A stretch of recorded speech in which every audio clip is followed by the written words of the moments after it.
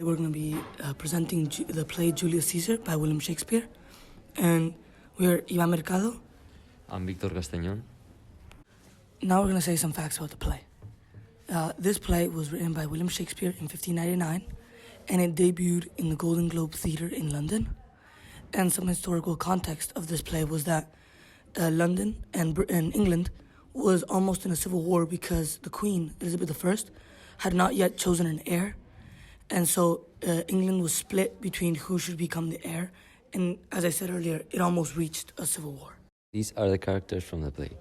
Brutus. He's a politician who is extremely devoted to Rome and will give his life for his country. Cassius. He's also a politician, as well as the best friend of Brutus, who wants to overthrow Julius.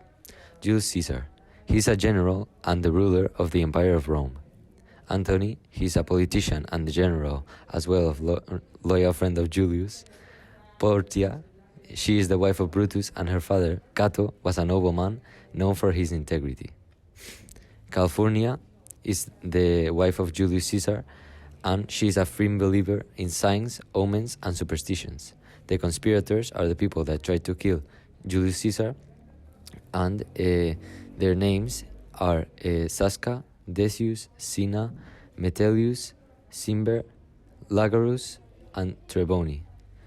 Octavius Caesar, he's Julius' great-nephew, and he's chosen heir to rule when Julius dies. Soothsayer is a fortune-teller who delivers warnings to different people throughout the play. Now we're going to give a brief summary about all 5 acts, and I'll start with Act 1. In the first scene, Flavius and Morellus are scolding a crowd of commoners who are celebrating Julius Caesar's return to Rome after being triumphant in battle. In Scene 2, Cassius and Brutus are discussing their concerns about Caesar's power, and they learn that the people have offered Caesar the opportunity to become the king 3 times, but he has declined them all 3 times. And in the third scene, the final scene of Act 1, an intense storm hits, and Cassius reveals that he's formulating a plot to overthrow Caesar before he can become king, and that he intends to use forged letters to win Brutus to his side and make it so that Brutus wants to overthrow Caesar as well. So, now we're going to talk about Act 2. Act 2 has 4 scenes. In Scene 1, Brutus is swayed by a letter that arrives, and he meets with the conspirators at his home. They plan to kill Caesar openly. In Scene 2, Calpurnia begs Caesar to stay home from the Senate, which he reluctantly agrees to do. However, Decius convinces Caesar to change his mind, suggesting that the senators plan to offer him a crown that day.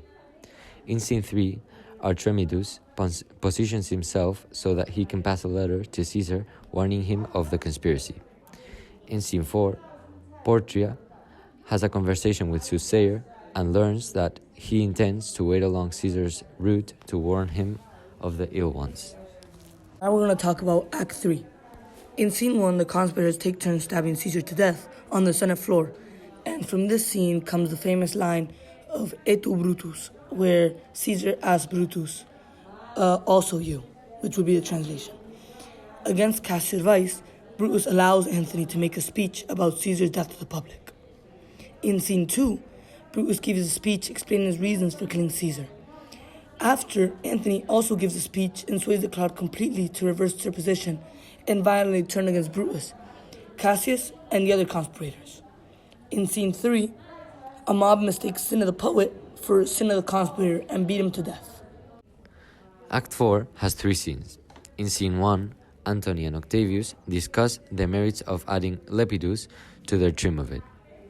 In Scene 2, a disagreement arises between Cassius and Brutus, and the 2 men withdraw to Brutus' tent, so they are not seen arguing in front of their troops.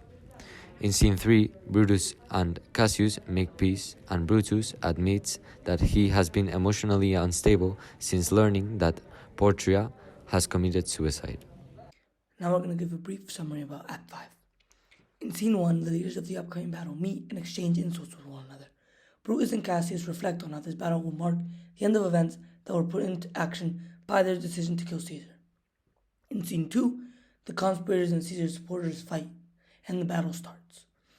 In Scene 3, Cassius believes that the battle is going poorly for his side, and when he thinks he sees his friend Titinius captured by the enemy, Cassius orders Pindarus to kill him, Titinius realized that Cassius tragically misinterpreted what he saw, so Titinius kills himself too. In scene 4, Lucilius pretends that he is Brutus and the Romans capture him. Antony's men bring him before Antony, who recognizes Lucilius. Antony orders his men to see if the real Brutus is alive or dead. In scene 5, Brutus kills himself, acknowledging that with this act, Caesar is finally avenged. Antony states that Brutus genuinely believed that he was doing the right thing for Rome, and Octavius agrees that they should bury Brutus with honor, since he was the only conspirator who died with honor. Thank you for listening, and we hope you enjoyed.